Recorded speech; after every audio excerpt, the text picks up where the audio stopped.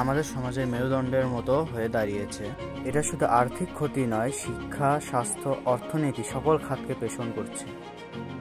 সাম্প্রতিক জরিপে দেখা গেছে 2023-24 সালে দেশের 70.9% পরিবারের সদস্য জীবনযাপনের নানান পরিষেবা নিতে গিয়ে দুর্নীতির শিকার হয়েছেন। অন্যদিকে ক্লিয়ারনেস ইন্টারন্যাশনাল 2024 সালের সূচকে বাংলাদেশ 180টি দেশের মধ্যে 151তম স্থানে আছে, যা 2023-এ ছিল 149তম। অর্থাৎ দুর্নীতি দিয়ে আমাদের দেশকে গণ্ডগোলময় লক্ষ্য করা যাচ্ছে। ইউনেস্কো অনুযায়ী একটি দেশের শিক্ষা খাতের বাজেট সে দেশের মোট বাজেটের 20% হওয়া উচিত, কিন্তু বাংলাদেশে দশকের পর দশক ধরে তা মাত্র 10 থেকে 20% এর মাঝে সীমাবদ্ধ। তাই শিক্ষকদের বেতন ও প্রশিক্ষণের অভাব, ফলে তরুণরা শিক্ষকতা পেশা বেছে নিচ্ছেন না। এমপিও নামে সরকারি অপরিশোধিত বেতন তালিকায় অনেক অনিয়ম দেখা গেছে। অনুপযুক্ত অনেকেই জাল সনদপত্র দেখে শিক্ষকত্বে নিয়োগ পাচ্ছেন। এটির প্রভাবে যোগ্য শিক্ষকের অগ্রগতি আটকে যাচ্ছে এবং শিক্ষার মান সংকটে পড়ছে।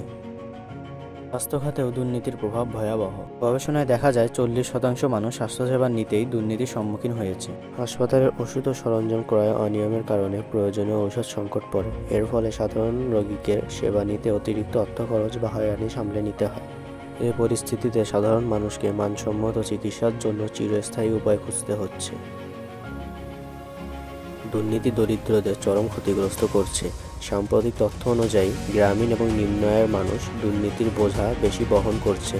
জরিপে 70.9% পরিবার দুর্নীতির শিকার বলে জানিয়েছে।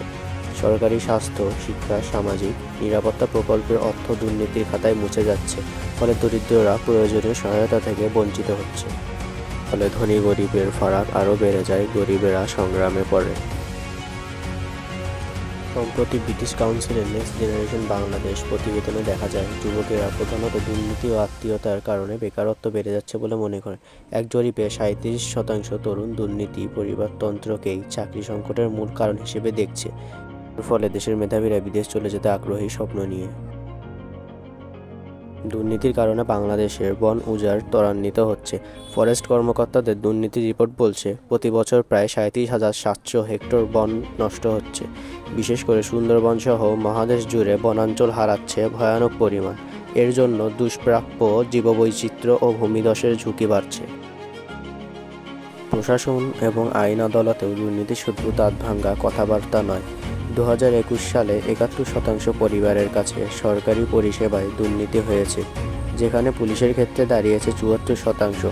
মানে নাগরিক জীবনের প্রতিটি টানে পড়ে ঘুষ, ব্যবসা। ন্যায় বিচার ও সুষ্ঠু প্রশাসনের সংকট তৈরি করছে এই পরিবেশ। দুর্নীতি হারিয়ে নিচ্ছে অর্থনীতির স্বাস্থ্য। প্রাক্তন অর্থমন্ত্রী জানিয়েছিলেন, প্রতিবার সরকারের জিডিপির 2 থেকে 3% করে দুর্নীতিতে চলে যায়।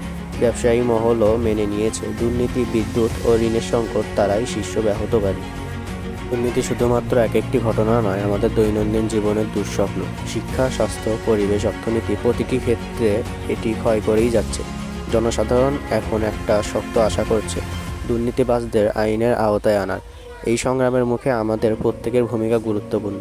সংবাদপত্রের গণশিক্ষা, সচেতন নাগরিক সমাজ ও সরকারি স্বচ্ছ নীতি গড়ে তুলতে পারে দুর্নীতিমুক্ত বাংলাদেশ।